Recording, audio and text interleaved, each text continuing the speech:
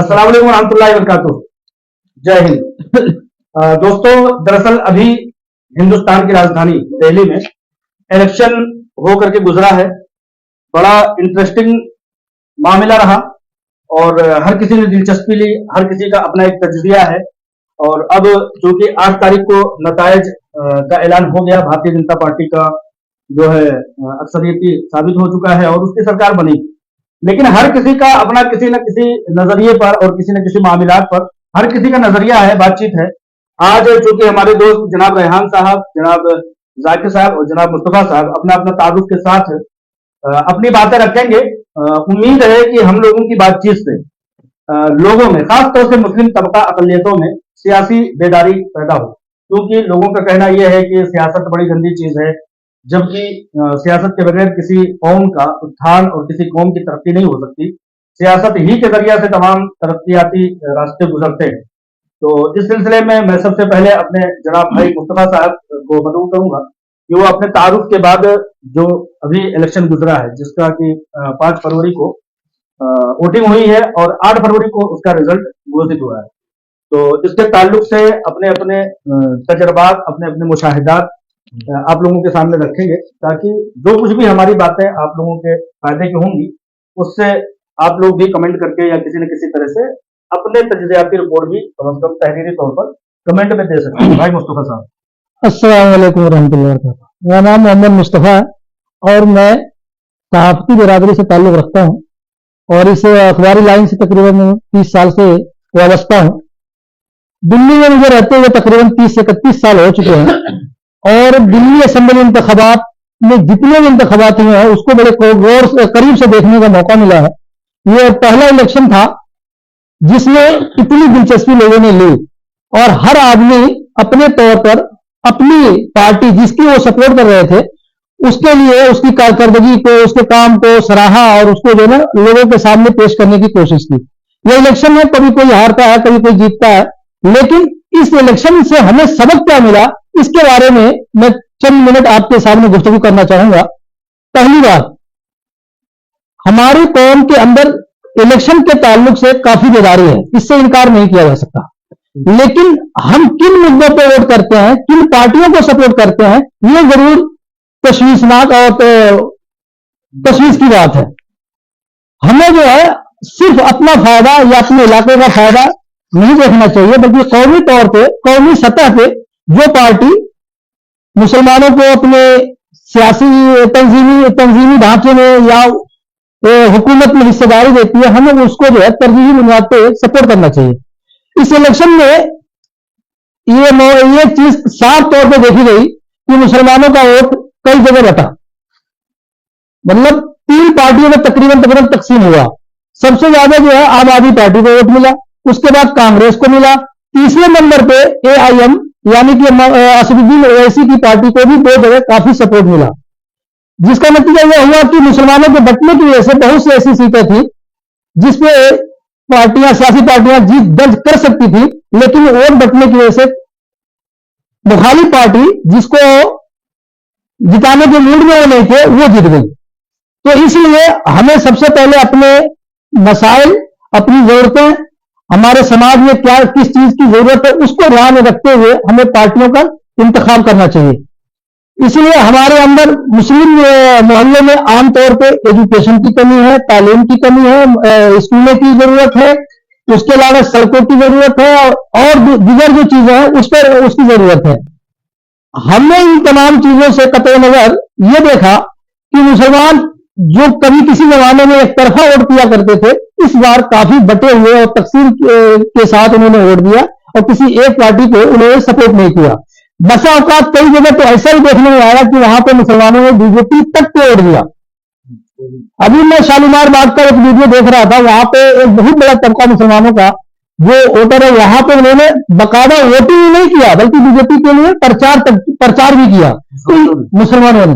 तो ये जो चीजें हैं, ये नहीं कह रहा कि ये गलत है, लेकिन ये है कि अपने मफाद को मुकद्दम रख करके इंसान को वोटिंग करनी चाहिए। क्योंकि ये लोकल इलेक्शन था, दिल्ली असेंबली का इलेक्शन था, ये लोकसभा का इलेक्शन नहीं था, तो हर आदमी अपने लोकल मसाइल को मद्देनजर रखते हुए वोटिंग किया। अब आने वाले सालों में जिन पार्टियों से हम जुड़े हुए हैं, जिन पार्टियों को हमने सपोर्ट किया, वो पार्टियां हमें किस हद तक हमें अपना बना करके रखती है, या हमें सिर्फ इलेक्शन के मौके पे यूज करती है, या कुछ और मामला है, ये बाद में देखने वाली चीज होगी। क्योंकि तारुफी मामला था भाई साहब के साथ, जो कि कौमी दिल्ली के एक मजे हुए टीचर हैं, उस्ताद हैं। तो भाई साहब के साथ अपने तारुफ के साथ चंद बातें कहेंगे, उसके बाद तफसील में जाएंगे। अस्सलाम वालेकुम। भाई मुस्तफ़ा भाई साहब ने बहुत अच्छी बात रखी है अपनी। आज रहमान साहब के दफ्तर में हमारा आना हुआ और हम आपस में सोच रहे थे कि इस पे कुछ बात की जाए, छोटी सी, कि जो अभी दिल्ली के जो इंतखाबात तो हुए हैं और ये निहायत ही तारीखी रहा है, क्योंकि अगर हम देखते हैं इसको तो बीजेपी की वापसी तकरीबन 26-27 सालों के बाद दिल्ली में हो रही है। तो आम आदमी पार्टी जो कि एक शानदार इलेक्शन अब तक लड़ती हुई आ रही थी, लेकिन आखिरकार हर सूरज का गुरूब होता है। तो आम आदमी पार्टी का भी सूरज अब जो है ढलने जा रहा है या ढल चुका है। बहुत सारी बातें इस पर अभी होगी। अभी इलेक्शन के बाद जो है हमें इस पर बैठ करके गौर करना है। आम आदमी पार्टी को भी करना चाहिए कि कहां उनसे गलतियां हुई हैं। और ये बात साबित हो गई है कि सिर्फ और सिर्फ फ्री बीस या फ्री किरौड़ी के नाम पर, हालांकि ये सब आवाम का हक है, बहुत सारी बुनियादी बातें हैं जो कि स्टेट गवर्नमेंट जो होती है, सरकार इसीलिए होती है कि लोगों के फलाह बहबूद और उनके एस्टेब्लिशमेंट और उनके अच्छाई के लिए काम करें, जो कि सरकार कर रही थी। और उनका दावा है कि हम आगे भी जो है एक कंस्ट्रक्टिव अपोजिशन का रोल निभाएंगे। और अपोजिशन का काम ही यही होता है कि मुद्दों को उठाना, आवाम की जो फायदे की चीजें हैं उनको सरकार के सामने लेके आना, तो वो तो हमें देखने को मिलेगा ही।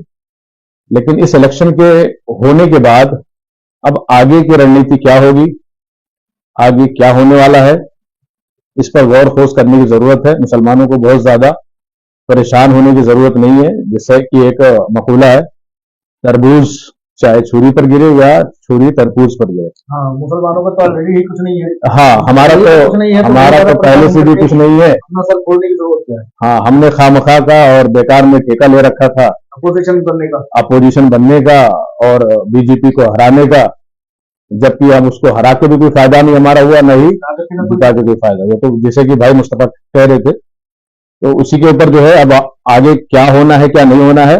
हाँ, लेकिन ये एक बेदारी हमें देखने को मिली है। इलेक्शन में लोग जो है अब पार्टिसिपेट कर रहे हैं और अच्छे से लड़ाई लड़ रहे हैं। लेकिन यही है कि हमें बहुत सारी चीजों पर ध्यान देने की जरूरत है इलेक्शन के वक्त, खासतौर से कि कौन सी पार्टी हमारे लिए क्या कर रही है। हमारे लिए कहने का मतलब ये है कि हमारे समाज के लिए और हमारे देश के लिए भी और हमारे सूबे के लिए।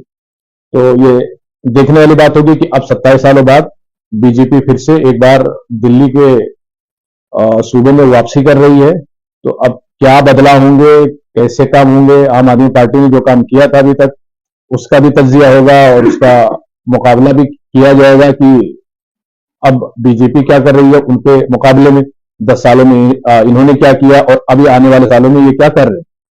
तो अब ये एक दिलचस्प मामला होगा। एक ऐसी पार्टी जो कि एक बहुत बड़ी जमात है पूरे हिंदुस्तान में, जिसकी सरकारें हैं अलग अलग सूबों में, और दिल्ली के लिए दिल्ली के मसाइल अलग हैं, दिल्ली के लोगों के मसाइल अलग हैं। यहाँ पर तकरीबन पूरे देश से लोग आते हैं और हर जबान, हर भाषा और हर मजहब के लोग रहते हैं। तो यहाँ के चैलेंजेस बिल्कुल ही अलग होंगे। तो अब ये एक बड़ा चैलेंज है मेरे हिसाब से बीजेपी के लिए कि अब आगे हमें दिल्ली में कैसे जो है बाकी रहना है और आगे क्या क्या काम करना है। सबसे पहले तो मैं ये बता दूं कि ये जो हमारा दिल्ली का रिजल्ट है, इससे जो हमें सीखने को सबसे ज्यादा जो मिला, मैं सबसे पहले उसकी बात करूंगा। इन जो 3 पार्टियां, बेसिकली 4 पार्टियों की, एक हम लेते हैं बीजेपी, एक कांग्रेस, एक आम आदमी पार्टी और एक एआईएम, ऐसे जो भी असुद्दीन ओवैसी साहब किया। सब पार्टियों में एक दो चीज नोटिस करी, इन पार्टियों के अंदर भी कितनी डेमोक्रेसी है।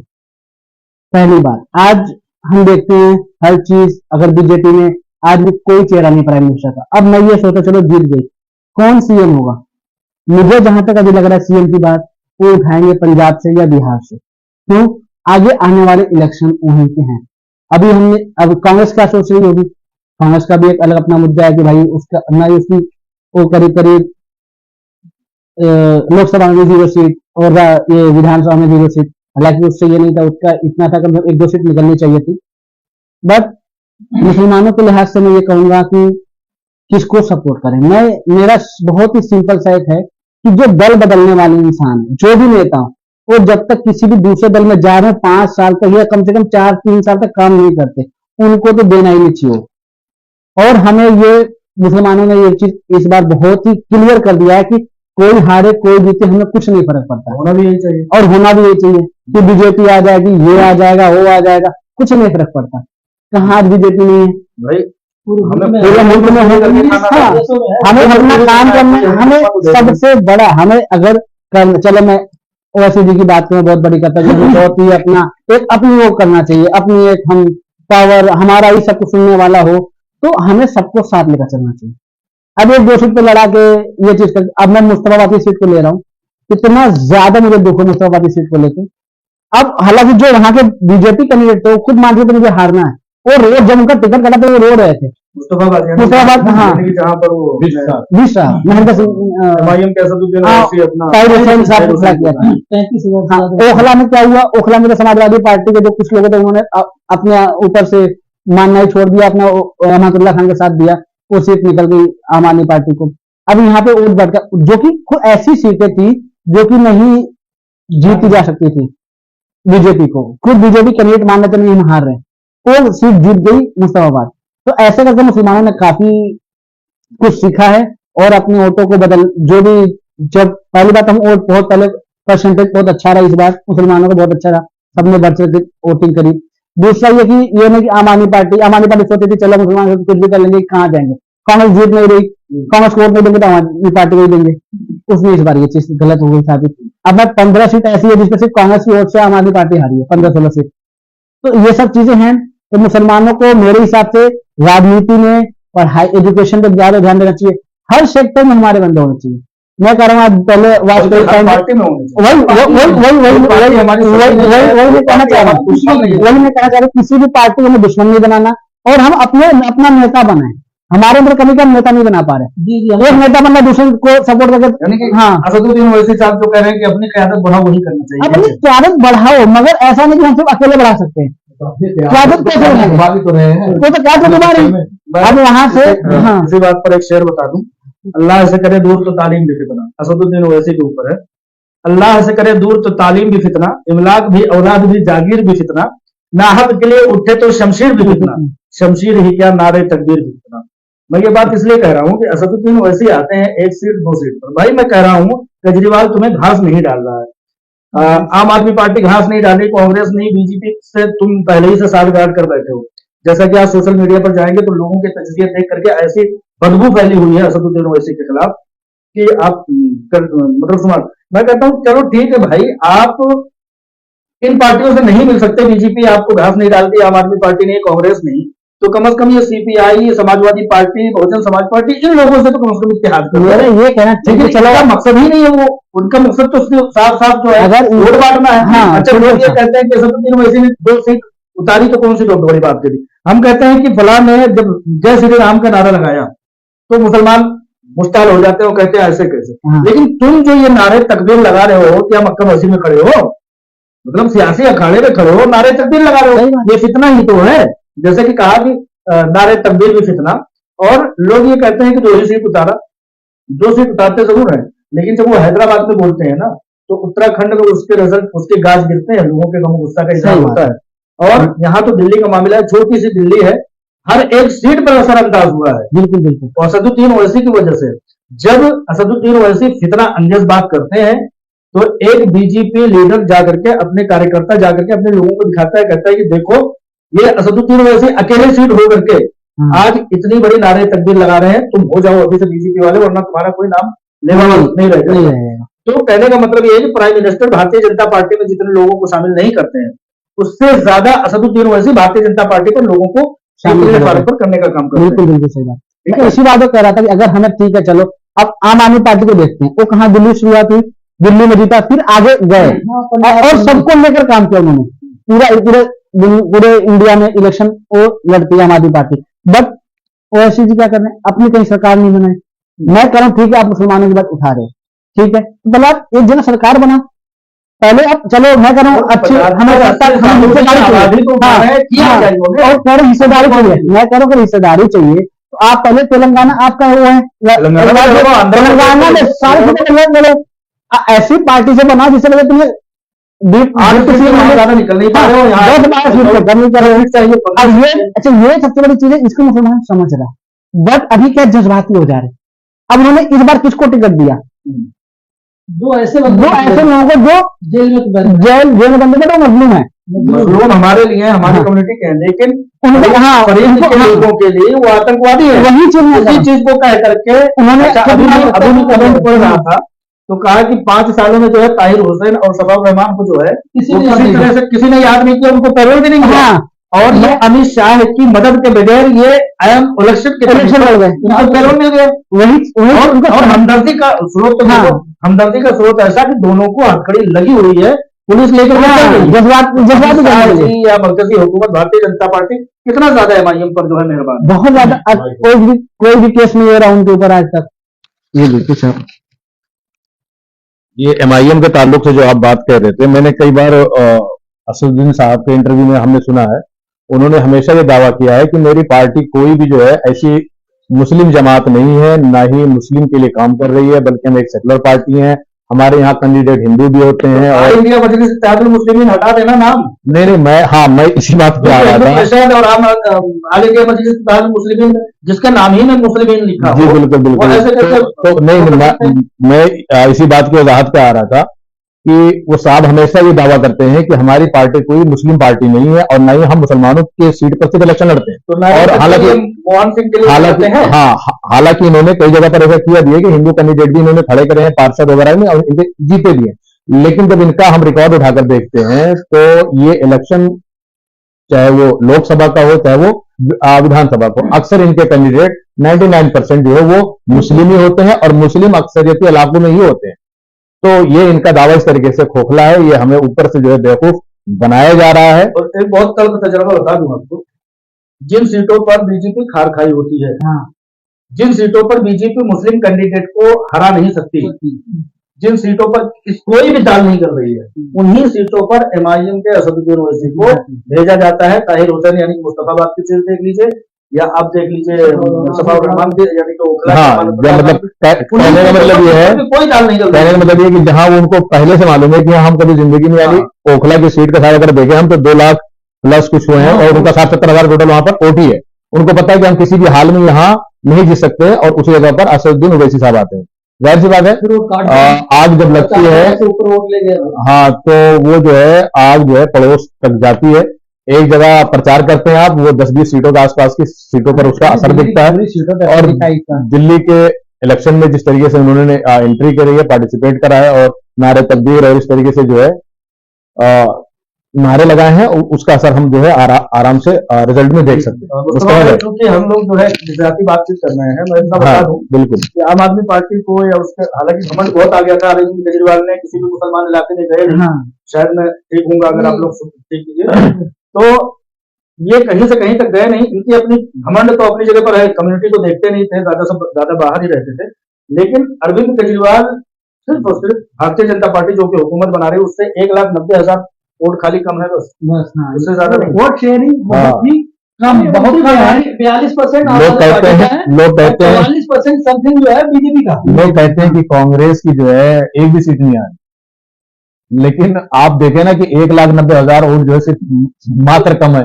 और वही वोट जो है कांग्रेस को मिली है, 16-17 सीटों पे डायरेक्ट कांग्रेस ने उसको नुकसान पहुंचाया है। अच्छा, ये हम लोग जो है, हमारी कम्युनिटी है जो आम आवाम है, खासतौर से मुसलमान, वो अपने आप को अपोजिशन बना लेती है।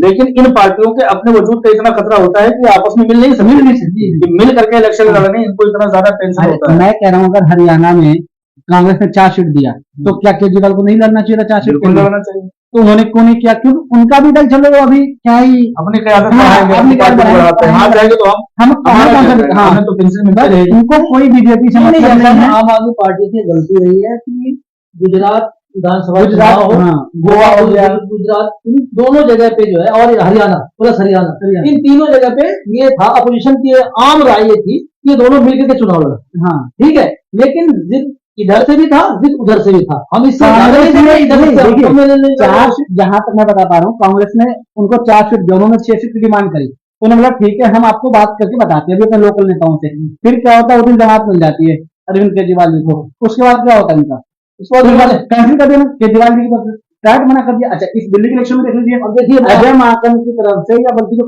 दिल्ली प्रदेश कांग्रेस कमेटी उनकी तरफ से बाकायदा पर बदल गया था।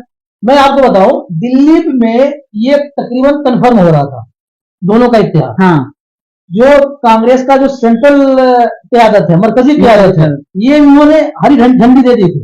लेकिन हुआ क्या, सीटों पे आकर कुछ पेच पचक फंसा, और अजय माकन, देवेंद्र यादव, संदीप दीक्षित, इन तीनों ने क्लियर बना कर दिया कि इससे कम में हम चुनाव नहीं लड़ेंगे, चाहे आप हमें अकेला चुनाव लड़ना पड़े। नहीं, वो बाद में ऐसा नहीं था। उसमें उसने ये था कि नहीं हम आपको देंगे, तो ये एक कंपेरिजन में थे। बट उनको क्या लगा कि देखो मुस्लिम वोट बहुत ज्यादा है, जो कांग्रेस का वोट है वो मिलेगा नहीं, एंटी बीजेपी जो एक तरह से कह सकते हैं, तो सारे वोट हमें मिल जाएंगे। तो उन्होंने केजरीवाल को पूरा पूरा घमंड था और वो टूट भी गए।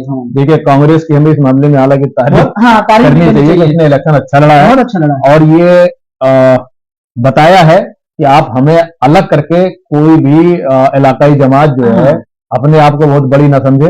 हमारे बिना कोई भी कुछ नहीं है, और ये क्यादत खड़ी नहीं हो सकती, खड़ी नहीं हो सकती कांग्रेस के बिना। बीजेपी पार्टीज भी कि हाँ ठीक है, हमें एक दरकिनार नहीं करना है। एक बहुत हैरानकुन डेटा आप लोगों को बताता हूँ।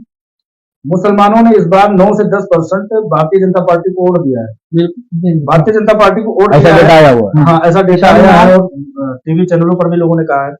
और मैंने एक भारतीय जनता पार्टी के कार्यकर्ता को फोन करके, चूंकि सभापति लाइन का होने के नाते से, जब मुबारकबाद दिया, तो मैंने कहा कि उन्होंने कहा कि मुसलमान तो वोट देते ही नहीं। तो मैंने कहा कि 10% जो है मुसलमानों ने वोट दिया है। या तो आप ये मान लीजिए कि 10% मुसलमानों ने वोट दिया है, या तो आप ये मान लीजिए कि भाई साहब ईवीएम में आपने गड़बड़ी की। तो उन्होंने कहा नहीं, वाकई में मुसलमानों ने दिया है। तो मुसलमानों का रुझान जो है ना, वो भारतीय जनता पार्टी की तरफ बढ़ रहा है, और बढ़ना भी चाहिए, क्योंकि दुश्मनी किसी और की, कांग्रेस की दुश्मनी, आम आदमी पार्टी की, समाजवादी पार्टी की, हम क्यों अपने कंधे पर लेकर के? इसीलिए एक शेर याद आ गया, मैं आप लोगों को सुनाऊं। दुश्मनी जमकर करो लेकिन ये गुंजाइश रहे, दुश्मनी जमकर करो लेकिन ये गुंजाइश रहे, फिर कभी जब दोस्त बन जाए तो शर्मिंदा हो। मुस्लिम कम्युनिटी के लिए आप ये कह रहे हैं कि उतना ही दुश्मनी करो जितना कि हजम हो जाए, एकदम से अपोजिशन बनने कटने मरने पर ना आ जाओ। जैसे मैं आपको मिसाल समझाता हूँ, यहाँ से सूर्य प्रकाश खत्री जी इलेक्शन लड़े हैं बीजेपी के कैंडिडेट। कहाँ से? कुमारपुर विधानसभा से। ठीक है, सूर्य प्रकाश खत्री जी वकील है, नामी ग्रामी वकील है। मेरी मुलाकात एक आध बार उनसे हुई है पहले, जब इससे पहले इलेक्शन में खड़े हुए थे।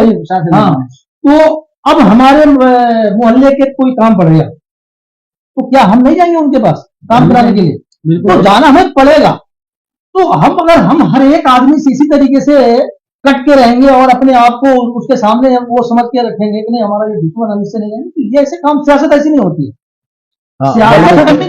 कोई दुश्मन नहीं है, कोई दोस्त। हाँ, बहुत सारे लोगों को हमने देखा है आम आदमी पार्टी के हारने से जो है लोग खास तौर से मुसलमान लोग बड़े रंजोगम में, बड़े मायूस हैं। मुझे ऐसा लगता है मैंने पार्टी हार गई है। मैंने भाई क्या वो पार्टी दे रही थी जो तुम्हें नहीं देगी? मैंने पार्टी ने 10 सालों में उसने आपको क्या दिया? आपके इलाकों में कह दिया, आपके मोहल्लों में कह दिया, आपकी जमात को कह दिया। बल्कि आप ये समझिए कि वो शख्स जो है आपके इलाकों में जाना उसने पसंद ही नहीं किया। आप बताइए कोई रैली जो उसने मुस्लिम अक्सरियत इलाकों में की, मुसलमानों के लिए 2 लफ्ज कभी बोला? जो शख्स आपके इलाके में जा नहीं सकता हो, 2 लफ्ज आपके लिए बोल नहीं सकता हो, आपके मसले मसाइल में खड़े नहीं हो सकता हो, चाहे वो बिल्किस बानो का मामला हो, चाहे ये CNRC का मामला हो, चाहे दिल्ली का मुस्तफाबाद का फसाद हो, कहीं पर भी आप नहीं दिख रहे। तबलीगी जमात का मामला, तबलीगी जमात का मामला, आप स्पेशल बुलेटिन जो है जारी करते हैं। आज के दौर में आप सिर्फ जो है बिजली, पानी, सेहत, सड़कें, गलियां, नालियों पे इलेक्शन लड़ेंगे तो अच्छा सर एक बात और है, इनकी आइडियोलॉजी भी नहीं, मेन सबसे बड़ी बात ये इनका वो भी नहीं कर पा रहे। इनका नजरिया है नहीं। नजरिया आपका है क्या? आप कांग्रेस के नजरिए पे चल रहे हो या बीजेपी? भाई 2 ही नजरिया है। तो इन्होंने अपने आप को जो है एक तरीके से बिल्कुल एक्चुअली इन्होंने एक नया नजरिया बनाया था डेवलपमेंट का, हम आएंगे पढ़ाएंगे स्कूल को ऐसा कर देंगे, एक बहुत बड़ा सपना दिखाया था लोगों को। अब नहीं कितने स्कूल में काम किया, नहीं स्कूलों में काम हुआ है, स्कूलों में काम हुआ है, बहुत सारे स्कूल की बिल्डिंग इंफ्रास्ट्रक्चर और टेक्निकल चीजें बहुत सारी डेवलप हुई कोई है। भी सरकार आती ना वो उतना करती, नहीं हर जितना जगह उन्होंने किया है। हर जगह आम आदमी पार्टी से पहले भी सरकार है, ऐसा है कि उससे भी काम करे तो बढ़ा रही थी, उन्होंने किसने स्कूल बढ़ाया? काम किया था? नहीं उन्होंने स्कूल बढ़ाया नहीं। इन्होंने स्कूलों को बढ़ाया भी है, स्कूलों की बिल्डिंगों को भी डेवलप करा है, पार्टी भी नहीं है, बहुत सारी चीजें बनी है, बहुत सारी ट्रांसपेरेंट भी की है। इसमें तो जो चीजें हैं उसको देखो जो चीज उसको है, इनकार नहीं कर सकते। उसको हम नहीं कह रहे। अगर कोई आता ना, मैं ये कह रहा था मैं ये कह रहा था कि सिर्फ इसी बुनियाद पे आपको कुछ न कुछ नजरिया आवाम के सामने तो रखना पड़ेगा ना, आपका विचारधारा क्या है। एक्चुअली उनको ना समझ में नहीं आता, बाद में ये ऐसे आइडियोलॉजी की बात होगी, उनको ये टाउनशिप बना बना के देते रहेंगे, लोग खुश होते मुझे रहेंगे। सच्चा है कि देखिए भाई, जब तक आप सियासत कर रहे हैं, जब तक आप देखिए क्या है कि हिंदुस्तान की आजादी के बाद से दो विचारधारा का जन्म हुआ, एक अम्बेडकरवादी कह लीजिए या गांधीवादी कह लीजिए, और दूसरा जो था ये राइट विंग वाले, एक लेफ्ट राइट, तीसरा था लेफ्ट वाला। ठीक है, हर आदमी अपने अपने नजरिए पे काम करता हुआ आ रहा है आज तक। कांग्रेस अपने गांधीयाई नजरिए पे चल रही थी, बीजेपी जो है राइट वाले थी, और उसके बाद लेफ्ट वाले तो धीरे धीरे बेचारे खत्म ही हो गए। वो थे जब तक लेवल कैटेगरी के लिए वो काम करते थे, ठीक है ना। तो आपको कहीं ना कहीं किसी न किसी नजरिए से आपको जुड़ना पड़ेगा, आप सीधे जो है ना आप बे लगाव नहीं हो सकते। जब कोई पॉइंट आता था उस पर खड़े नहीं पाते, जैसे बिल्किस बानो कैसा हमको नहीं समझ आ रहा, हम क्या करें। अब CA/NRC का मामला आया, इस बातों का मामला चलो गुजरात का मामला हो गया, CA लेकिन CA/NRC हो गया, दंगा हो गया, 2 दिन दिल्ली दंगा और केजरीवाल के घर से लेकर के 2 किलोमीटर का पूरा डिस्टेंस है, ज्यादा से ज्यादा 2.5-3 किलोमीटर मान लीजिए, लेकिन तीन दिन तक मुस्तफाबाद जलता रहा। अरविंद केजरीवाल इतना बड़ा मतलब शिद्दत पसंद आदमी है कि वो निकला नहीं। अमानतुल्लाह खान चिल्लाता रहा घर भर को, पूरे मुस्लिम मेंबरान असेंबली उसके घर पे बैठे रहे, सारे मेंबर लेकर के गए थे, यहाँ आकर के जो है अपने राजभवन के सामने वो नारा लगाता रहा अमानतुल्लाह खान, लेकिन केजरीवाल के कान पर जुतर नहीं रहेगी। अच्छा, जहां तक बात हो रही डेवलपमेंट की, तो मैं बात करूंगा। अगर आप देखेंगे हिंदुस्तान की जितनी भी तारीखी शहर है, और ये आम रिवाज रहा है कि पहले के जो शहर होते थे वो पानी के पास नहीं, दरिया नदियों के आसपास हुआ करते, तो दिल्ली भी एक जो है तारीखी नदी है, हमारा जो है तारीखी शहर भी है, तो जमुना के पास में। ठीक है, आप लोग देख रहे हैं 10-15 साल से हम भी यहाँ पर हैं दिल्ली में, तो वाकई ये एक बड़ा चैलेंज है और एक बड़ा मसला है दिल्ली की जमुना की सफाई। वाकई बहुत ही सारा नाला खुला पड़ा है, सारा का सारा जमुना में जा रहा है। तो आप जब सरकार बने हो, आप डेवलपमेंट पे आए हो, आप स्वच्छता पे आए हो, साफ सफाई पर आए हो, वादा पे किया था। शीला दीक्षित ने मकान प्लान बना के दिया था, उसमें पंकज पुष्कर भी यहाँ के MLA थे, तिमारपुर ये लगता हुआ, हाँ, कुछ एक्शन प्लान मैंने तैयार किया था, बट वो सिर्फ पेपरों पे रह गया, उसपे कोई काम नहीं हुआ। ऐसा ना, वो पंकज पुष्कर को काम ही नहीं करने दिया गया। नहीं, ये तो बात की बात है, काम करने आप काम करना चाहेंगे तो काम हो जाएगा। क्यों नहीं होगा? आपका अपना काम, आपका अपना काम होता है, तो LG के दफ्तर पे आप जो है बैठ करके धरना देते हैं। अच्छा, सड़क बनाने के लिए आप जो है बिजली बिल उसके लिए पैसे पास कर रहा है, सैलरी बढ़ाने के लिए पैसे बिल पास कर दे रहा है, बिजली वाली सब्सिडी दे रहा है, अब यही वाला काम नहीं हो पा रहा है। मेरे सड़कें बनाने के लिए आपको किसने रोका है? तो जो 10 साल पहले दिल्ली की सड़कें थी, तकरीबन मतलब 2-4% आगे पीछे ना कर लो, तो एक राजधानी है देश की जो है, और पूरे इंटरनेशनल जो है क्या बोलते हैं, टूरिस्ट लोग आते जाते हैं, तो लोग यहाँ से क्या लेकर जाएंगे? और आपने इन सड़कों के लिए, यहाँ के खूबसूरती के लिए, साफ सफाई के लिए कुछ नहीं दिखता, हर जगह धूल मिट्टी उड़ रही है। अब 10 साल से सेंटर भी रो रहा है, आप भी रो रहे हो कि हम पोल्यूशन को दूर करेंगे, पोल्यूशन का मामला हर साल यही रहता है। कॉलेजेस कुछ नहीं, कितने कॉलेज बने कोई बता रहे, कितने यूनिवर्सिटी बने? उन्हीं कॉलेजेस का नाम चेंज आप कर दो, बैनर चेंज कर दो, इधर का उधर कर दो। तो कौन सा यह है कि 10% लोगों ने दिल्ली में, मुसलमानों ने भारतीय जनता पार्टी को वोट दिया है। जी जी। तो अब हर पार्टी ये समझ ले कि मुसलमान किसी के बाप का जो है जाकिर नहीं है, चाहे वो कांग्रेस हो, चाहे आम आदमी पार्टी हो, बहुजन समाज पार्टी हो, और मुसलमानों को भी ये चीज जान लेना चाहिए, कोई तुम्हारी पार्टी सगी दुश्मन नहीं है और ना ही सगी है। जिसको जहां बेहतर लगता है उसको जाना चाहिए, वोट कराना चाहिए, और उनके साथ मिल करके अपने कामों को निकालना चाहिए, अपने इलाकों के काम करने चाहिए, अपनी शिकायतें लेकर के जानी चाहिए। हम भारतीय जनता पार्टी के दुश्मन, खानदानी दुश्मन बने पड़े हुए हैं, भारतीय जनता पार्टी ने बेशक मुसलमानों के अभी हाल ही में बहुत सारे मामला किए हैं, लेकिन कांग्रेस का जो लोग थोड़ा बुजुर्ग हैं उनसे पूछेंगे कि कांग्रेस ने भाई इतने दंगे कराए हैं, इतने दंगे कराए हैं, जिसकी लिस्ट बनाने लगोगे तो लोगों ने अपनी लोगों की मौतें हो गई जिन्होंने सरकार में दंगे हुए हैं, अब इन्होंने करार नहीं कराया, इसका हम नहीं कह सकते। 10 साल पहले कांग्रेस के दौरे हुकूमत थी, कांग्रेस के दौरे हुकूमत में कितने बम धमाके हुए, कितने ज्यादा मुलजिमीन पकड़े गए, हकीकी मुलजिम, लेकिन उनको सजा नहीं हुई। कांग्रेस के दौर की बात बता रहा हूं। और उसके पीछे जो इनकी सारी की सारी एजेंसियां थी, एनआईए है, सीबीआई है, और जितनी भी है, सब मुसलमानों को उठा उठा करके पकड़ करके ठूसती रही, जेलों में ठूसती रही, जेलों में ठूसती रही। 35 जब वो जेल में गए तो 30 साल 25 साल और 35 साल के थे, आज आए हैं तो उनकी कमरें झुक चुकी है। बिल्कुल, आज वो 65 साल के हैं, लेकिन आए हैं तो बेगुनाह।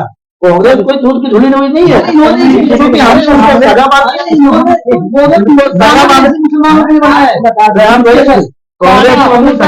कांग्रेस को हमने सजा मान लिया, उसकी गलतियां हमको गलती नजर नहीं आ रही है। भारतीय जनता पार्टी को हमने गैर मान लिया, उनकी एक भी जो है छींक हमको जो है दुश्मनी नजर आती है।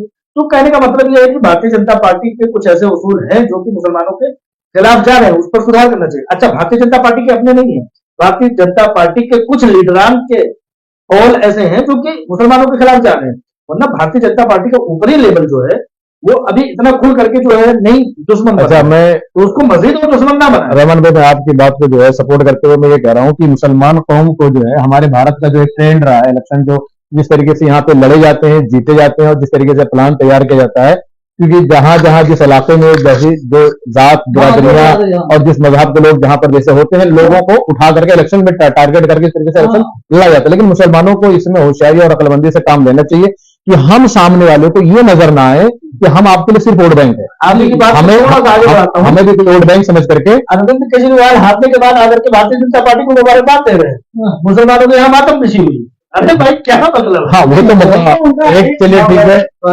ठीक है, मुबारकबाद। हुकूमत आ ही गई है तो हम दुश्मनी लेकर के और क्या नाम है मातम बिछा करके भारतीय जनता पार्टी आ गई। केजरीवाल तुम्हारे घर में खाना ले आकर के निरावने वाला खिला रहा था, जो भारतीय जनता पार्टी छीन लेगी, भारतीय जनता पार्टी दे देगी जो केजरीवाल छीन रहा था। हमें हमें हमें वोट करने का जो ट्रेंड अपना चेंज करना पड़ेगा। हमें सामने वालों को ये नहीं दिखाना पड़ेगा कि हम जहां मतलब आप जो चाहेंगे उस हिसाब से हम वोट करेंगे, और तो मतदान करते हैं। सबसे बड़ा मैं बड़ी चीज बोलने जा रहा हूँ कि ओवैसी लोगों से सावधान रहें, इससे बड़ी कोई चीज नहीं है। ओवैसी जैसे, हाँ वही देखो, ऑल इंडिया मजलिस इत्तेहादुल मुस्लिमीन, विश्व हिंदू परिषद, ये उन्होंने फर्क बताई। ये जब मैं रहता हूँ विश्व हिंदू परिषद हिंदू की बात करता है, ऑल इंडिया मजलिस इत्तेहादुल मुस्लिमीन मुस्लिम की बात मैं कहता हूँ। अगर वो गलत तो ये सही कैसे? वही चीज मैं कह रहा हूँ इसमें कि हमें सबसे पहले जब भी जहां जाएं, सबसे पहले भैया आप अपने तेलंगाना में पहले जीत के आओ, फिर हम आपका सपोर्ट करेंगे। तेलंगाना में आप अपना ऐसी पार्टी है, सबसे सारे उनके 100 साल की पार्टी है, आज पार्टी हैदराबाद के फसीलपुर शहर से अब वही क्यों, अब उसका अब आम आदमी पार्टी कब बनी? 2013-14 ऐसे कुछ बनी, 14 में ये अन्ना आंदोलन के टाइम में। आज कितनी ज्यादा हर जैसे पहुंचे, क्योंकि उन्होंने एक सेकुलरिज्म अपनाया। ठीक है, काम किया नहीं किया अलग चीज है उससे, बट बड़ी तो है ना, आज एक ही स्टेट में गवर्नमेंट है। अब अभी मैं कह रहा हूँ कि भाई कांग्रेस को अपने गरीबान में झांकना ही चाहिए। कांग्रेस इस बार बहुत अच्छा किया है। देखिए, जब तक वो झांकेंगे नहीं, ऐसा उनकी एक तो पहली बात उनके पास वफादार कार्यकर्ता नहीं, एक्चुअली पहली बात किसके पास? कांग्रेस के पास। उनका माई बाप कोई है, ठीक है ना? कांग्रेस के पास में आपको बात करते हैं, वफादार कार्यकर्ता नहीं है, नेता ज्यादा है, कार्यकर्ता कम। और दूसरी बात ज्यादा, दूसरी बात कांग्रेस के कभी भरोसा नहीं है कि कौन सा मरकजी क्यादत का बंदा भाजपा में चला जाए। उसका रीजन लीडर है कांग्रेस में, उन्होंने उर्दू मीडिया से मिलने से इनकार कर दिया। पूरा इलेक्शन दिल्ली का गुजर गया, दिल्ली के मीडिया से मुलाकात ही नहीं की। कैसी तकब्बुर है भाई इमरान पट्टा? नहीं, ऐसा नहीं है। अरे मैं उर्दू मीडिया से आता हूँ, आप बता दीजिए एक इंटरव्यू, एक मुलाकात। वही बता रहा हूँ, ये तो वो लीडर है कांग्रेस की तरफ से। सहाफियों से जिन्होंने बैठ के मिले भी थे, कौन से करोड़पति सहाफी होंगे? नहीं, सारे ही मुझे पूछे होंगे मोहल्ले इलाकों में जो। हाँ, वो आप कह सकते हैं उससे, सॉरी सहारा से मिले, इंकलाब से मिले, तो कौन सी बड़े बाकी भारत भाई ये 100 साल पुराना अखबार से ताल्लुक रखते हैं, किससे मुलाकात कर ली इनसे पूछ लीजिए। सारी पार्टियां जो है, भारतीय जनता पार्टी तमाम उर्दू अखबारों के इश्तेहारात काट रही है, तो कौन सा कांग्रेस ने दे दिया अगर सही है तो अगर अखबार वाले। देखिए मैं एक बात बताऊं आपसे, जो आप ये कह रहे हैं कि जो वफादार नहीं, ऐसा नहीं होता। देखिए बहुत, अब जैसे मैं सिंधिया को ले रहा हूँ, गुजरात सिंधिया, अब वो क्या मजबूरी होगी उनको पलटने की, क्या चीज है कि हाँ अब ऐसा नहीं। अच्छा क्या अगर आज ही जो है आज ही कांग्रेस गवर्नमेंट होगी तो सारे बाकी वापस इसमें आएंगे, तो उसमें हम क्या कहेंगे, ये दौर होता है क्योंकि हर आदमी को पावर पसंद है। अगर मैं अपने घर में मालिक हूँ ना, तो मैं मेरे कोई मालिक है, मेरा भाई नहीं है। आज बोल रहा हूँ, बड़ा सख्त कमेंट मेरा है कि कांग्रेस सांप छुपते भी नहीं, सामने आते भी नहीं, सांप छुपते भी नहीं, सामने आते भी नहीं, वह क्या करता है, चिलमन से सटे बैठे हैं। तो कांग्रेस का वो हाल है। तो अपने मुसलमानों को भी तो अकल नहीं लग रही है, उनको ऐसा लगता है जिस चीज की मुखालिफत, मुस्लिम कम्युनिटी जिस चीज की मुखालिफत करने आती है वो इतना कट्टरपंथी से अंग्रेजी को हराम किया तो हराम करार कर दिया। आखिरकार बाद में जो है उसी को, और उसके बाद जो है टेलीविजन पे, जो पूरी दुनिया टेलीविजन के जरिए से पूरी नॉलेज ले रही थी तो उसको हराम करार दिया। अब जाकर के जो है मोबाइल, हर किसी के घर में 5-5 मोबाइलें हैं। आज वही आलिम जो कह रहे थे कि क्या नाम है, खिंचाव आज यही करते हैं कि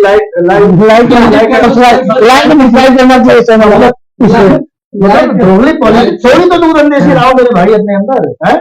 जो चीज आपके आने वाले वक्त में लाजिम और मलजूम है, ठीक है। दुनिया, हमारे नबी अकरम सल्लल्लाहु अलैहि वसल्लम फरमाते हैं कि इल्म सीखने जाओ चाहे चीन ना जाओ। हालांकि ये मकबूला है, ये मकबूला है जो कुछ भी है, लेकिन कहा जाता है वो बहुत मकबूल है, ठीक है। और हम कहते हैं कि नहीं, टेक्नोलॉजी को, जब वो पूरी दुनिया टेक्नोलॉजी को कचरा बना चुकी होती है तब हम उसके पीछे आते हैं। अंग्रेजी को हमने पकड़ा, बाद में कांग्रेस को पकड़ा, आज भी कांग्रेस को पकड़े हुए हैं। समाजवादी को जो है आज बना दी, अपना दुश्मन बना बैठे बीजेपी को। हाँ ठीक है, तो नहीं ये नहीं था कि हमें कांग्रेस एकदम जैसे ये हम जैसे मुताबिक बोल रहे हैं कांग्रेस को ऐसे रखते, नहीं ऐसा नहीं है। देखिए सब पार्टी से कौन सी पार्टी ऐसे जिसमें बीजेपी में नहीं गए हो, कोई ऐसी पार्टी बता दीजिए मुझको। सबसे ज्यादा किसने गया है, जिस पेड़ पर ज्यादा फल है उसमें तो पत्थर मारेंगे। बात ये ना, नेता कहाँ पे दो तीन चीजें होती हैं, बता दूं। नई सरकार जो होती है ना, उनको चलाने के लिए पुराने लोग चाहिए भी होते हैं। मैं आपको याद होगा जब नरेंद्र मोदी जी जीते थे तो मिलने कहाँ गए थे, मनमोहन सिंह जी के पास, क्योंकि ये देश सभी के लिए होता है। फिर होता है चलो ठीक कोई बात नहीं, तो अखिलेश यादव के 2 लोग गए थे, अखिलेश यादव ने क्या बोला था कि हाँ मुझे पता था वो जा रहे थे, उनसे मिलने जा रहे थे। क्यों? क्योंकि जो वहां पे जो चपरासी है, जो वहां पे लोग काम करने वाले, वो अखिलेश आप बात जारी रखिएगा, बीच में थोड़ा सा इंटरेस्टिंग बात होनी चाहिए। लोग कह रहे हैं वो सोशल मीडिया पर कि असदुद्दीन ओवैसी साहब अभी थोड़ी देर पहले कहा कि अमित शाह की मेहरबानी के बगैर ताहिर हुसैन और सफाउर रहमान बाहर नहीं आ सकते थे। लोग कह रहे हैं कि असदुद्दीन ओवैसी साहब अब सफाउर रहमान जो है जेल में चले गए, ताहिर हुसैन जेल में चले गए, आप पिटीशन दायर कीजिए, बरिस्टर हैं। वही सबसे बड़ी बात है, इनके लिए कौन लड़ रहा है, कांग्रेस लड़ रही है। वही कह रहा हूँ, मैं वही कह रहा हूँ, इनके लिए लड़ कर कांग्रेस लड़ रही है, समाजवादी पार्टी लड़ रही है, सभी रिलीजियस पार्टियां लड़ रही है, सिर्फ ओवैसी को छोड़ के। अब कहीं कुछ होता है कौन लड़ता है। मैं कई सारे केसेस देखा, उसमें इमरान प्रताप गढ़ी खुद टीम गई है, कांग्रेस से थ्रू गई है, ठीक है। जितने बड़े केस होते हैं, चाहे आम आदमी पार्टी का भी, जो आम आदमी पार्टी का जो केस है उसमें कौन लड़ा, किस लड़ा, कांग्रेस के ही मनोज सिंह साहब लड़े। तो ऐसा नहीं है जो आप कह रहे थे कि नहीं ये ट्रांसफर हो रहा है।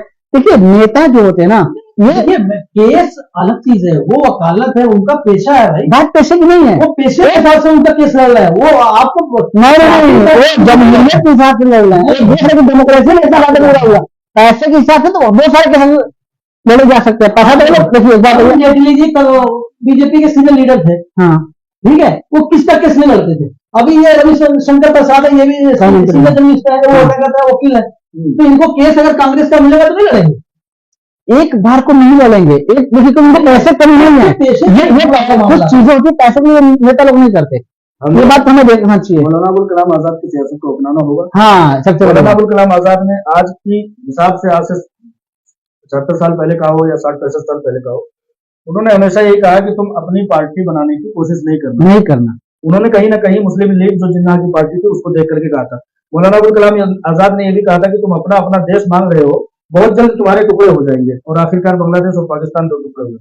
मौलाना अबुल कलाम आजाद ने यह कहा था कि तुम अपनी पार्टी अलग से मत बनाना, वरना 100 साल क्या 1000 साल भी बीत जाए तुम्हारी अपनी कोई वजूद नहीं होगी, और बाहर निकल जाओगे अलग से। सही बात है। ठीक है, आज उस चीज को बहुत ज्यादा आम करने की जरूरत है मौलाना अबुल कलाम आजाद की।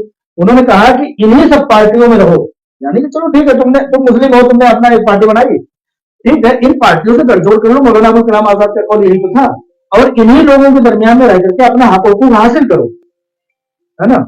तो खैर बातचीत बहुत लंबी हो गई, अगर छोटे छोटे पॉइंट में कुछ कहना है तो अपनी बात करें। मैं सबसे पहले अपनी बात ये रखता हूँ कि हमें जब भी वोट देना हो, हम बहुत कभी भी वोट दें तो अपने लीडर को देखें कौन है, और एक मुश्तरका वोट दें एक तरफ।